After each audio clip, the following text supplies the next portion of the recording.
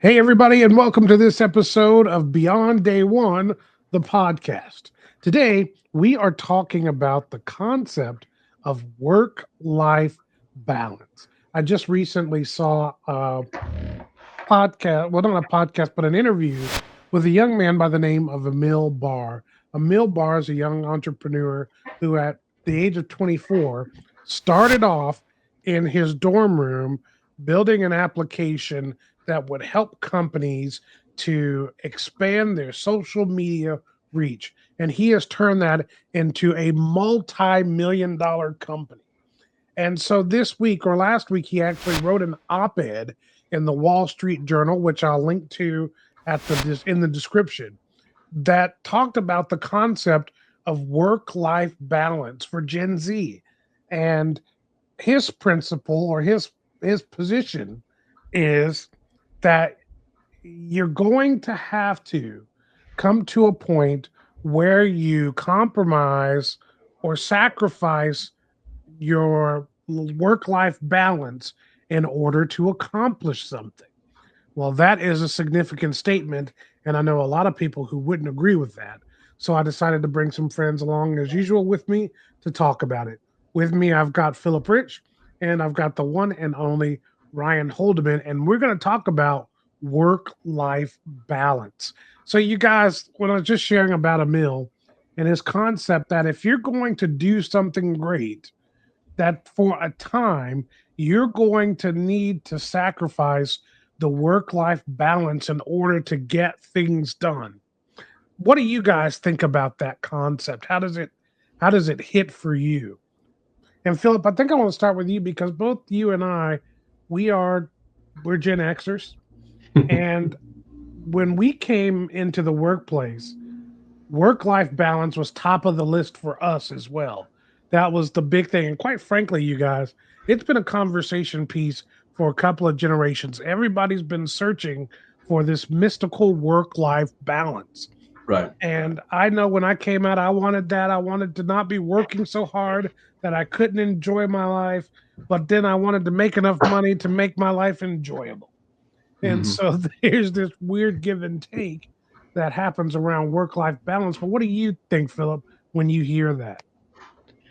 I definitely think it's something that you got to really have a sober mind about when you approach it, because if you want to have any level of success in whatever kind of field you're in, there has to be an investment of time that may be beyond what you're comfortable giving for a while. That doesn't mean, of course, that you go to the extremes of it, neglecting your family and you're canceling plans all the time because you're always trying to be on your computer.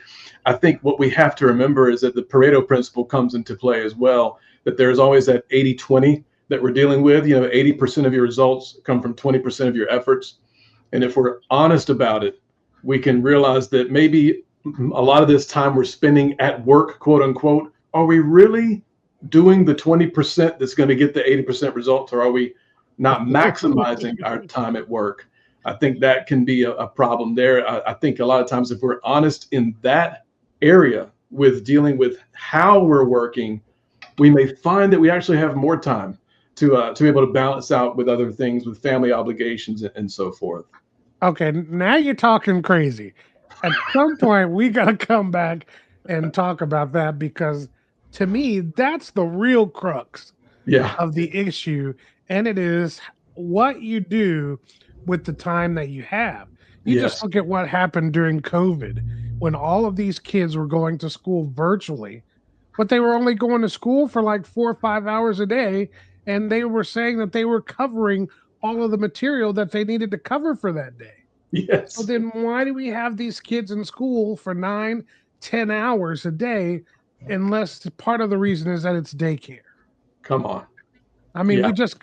we and there's so much that we could even get into, and we'll talk about it at some point on the podcast here. We can even get into the concept that so many companies during that same time period, while their employees were remote and working from home, found many of their teams to be more productive than when they were in the office. Yeah. Yeah. And so you see why there's a struggle for people to want to go back to work now that they're being called back into the offices. And that's a significant move that's happening right now and that's been happening over the last year. But Yeah. you can see why people who have been productive wouldn't want to come back because it's probably the closest any of us have had to what may look like a work life balance. What's your thought, Ryan? Well, I kind of agree. Is I think we're not in the boomer generation anymore in the sense of like coming out of the Great Depression. You had to work really hard for what you wanted. And so you work so hard that you don't have anything else going for you. You neglect your family or important things. But I think now the pendulum has swung to the other extreme of like where we give our bare minimum in work because of the man or whatever, or these people are trying to get something from me. But I think you have to come to a good middle ground. And I think what I see a lot in the work environment today is that there's a lot of being busy or doing easy tasks the hardest way possible. So we feel more self-important. And so then we feel like we're doing all this really hard work, but you're really not being that productive. Like if you're being honest, you're not being that productive. And so then you feel like, oh, I need my balance. And so in a weird way, I think we've gone too far to the other side. And it's not really a balance. It's more tilted to like not being that productive. And so if you're a leader in an organization, if you're not careful with these people that are going too far to the other side, yes, you have to have a balance. But the people that are over here that are working really hard are going to feel like they're being taken advantage of, and they're going to get burned out faster. On the other hand, if you're over here and you're tilting and you feel like, oh, I need more me time or whatever, more personal time, more balanced time, let me just encourage you to just think about, can I give more? Because I think, and I don't mean that in a sense of like giving more to the man, but I think like there's more inside of, for me, my experience in working was I felt like I was maxed out. And then something just pushed me over the edge to go to the next level and keep producing and keep giving. And I didn't realize I had all that in me. Like I could give more in the sense of like, not burning myself out for the company or for the organization, but in the sense of like, I didn't know I could do that. And I'm glad that I was pushing your own boundaries. Yeah, I was glad that my boundaries were pushed because I didn't realize that I could work a little extra. I could give a little bit more effort. I could give a little bit more creativity. I could spend a little bit more time on a project or something that took me to the next level, because if I never went there, I wouldn't be at the place that I am today. And so I'm thankful. So I just want to encourage you, like, yeah, we need our self, but you don't need that. You don't need as much as you think. What's interesting is I've actually seen a couple of videos here lately with some of these young professionals and Gen Zers who are saying, I can't make it an 8-hour day. And I'm like, what? Right. That's what I'm talking about. That's what I mean. It's this mindset that you just come to the table, and that if everything isn't easy, then you don't have the time for it. If everything doesn't, and that if you're a young professional, a Gen Z, or watching this, part of what the work environment does, whether that work environment is you're working for someone else or you're an entrepreneur, all of it is meant to drive you forward. And you success, no matter which environment you're working in, success is not obtained through ease.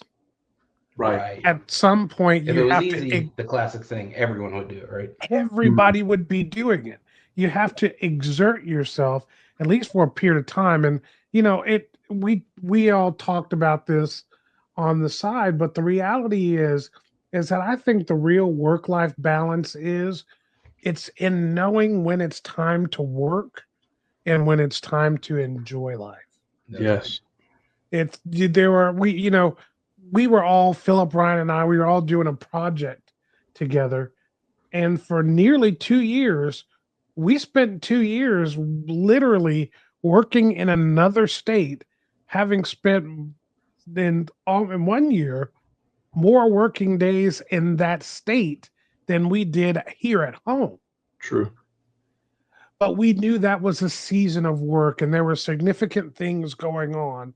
And Yeah. so we made the commitment for that period of time to give ourselves to that work because we wanted to reap something from it. And it was the pay and what we would gain financially, as well as what we would gain in skills and what we would knowledge that would come across the board for us and all of that stuff. So we made a commitment for that. But then there came a point when we were back home and we were able to commit ourselves to being home. We were doing work, but we were also at home and able to connect with our families and do different things. So there are seasons when these things work together and only you can know your season. And I think that's the other thing. And Philip, why don't you talk about that for just a minute? When is the everybody's season isn't the same, right? Absolutely. It's one of those things where you have to take like an inventory of where you are in life right now, what you're dealing with, what your schedule is, what your obligations are, and you got to recognize, okay, I might be coming into a time where I'm going to have to push a little harder than normal. It's like, the difference between when you first start the football game and it's 0-0 and nobody knows what's going to happen. You might have run a few schemes that maybe you take a few risks early on that you're not willing to take when the game's on the line, if you will. And so you got to take that time to take a sober inventory of what your obligations are, your schedule, your resources, all that, and go, okay, I know what I have to do to get where I want to go. I've got to get, I've got my game plan going. Now, the only variable left is the amount of effort that I'm willing to put into it, the amount of time investment, because and you've got to measure it by, okay, if I don't do this, will I get where I'm trying to go? The question becomes, if I don't do this, what will be the result? But if I do commit and get it done, can I reasonably expect to get there? And once you have the answer to that question, then all that's left is just the effort, the time put in. That's it. Final thought, Ryan. Final thought is, I had one and now I can't remember what it was. You're so fired. I literally had one. I was gonna say something that was gonna be good. I can't remember. Well, if it goes back to you, you're gonna have to write it. We'll throw it in an article. Yeah. Just a final thought: be mindful of work-life balance and know what it is for you, because you can't compare your work-life balance to someone else's, because what they think is too much, you might find to be scantly too little. And so you've got to make some choices and decisions about what works for you and when is the right time for you to be fully invested one way in order to achieve certain goals, and in another way in order to achieve certain goals at home. And you'll find that over time that you have the right balance at the right time for each thing. And some of that you have to learn through the trial and error of actually doing it. We're so glad that you've joined us for this episode of Beyond Day One. We want to make sure that you remember we've got a great course out. It's called Beyond Day One, and it's a course that helps you to navigate the workplace etiquette and some of the pro skills that you'll need to succeed at work that oftentimes aren't discussed as part of your orientation. So we want to help you with that. You can join and look at the link down below. And also, just to let you know, we're kicking off a new newsletter, a new blog post, if you will. So if you're interested in joining the blog, that link will also be in the description. We'd love to connect with you and be a part of helping you grow. Until next time, I'm David. He's Philip. That's Ryan. And we are out of here. See you guys.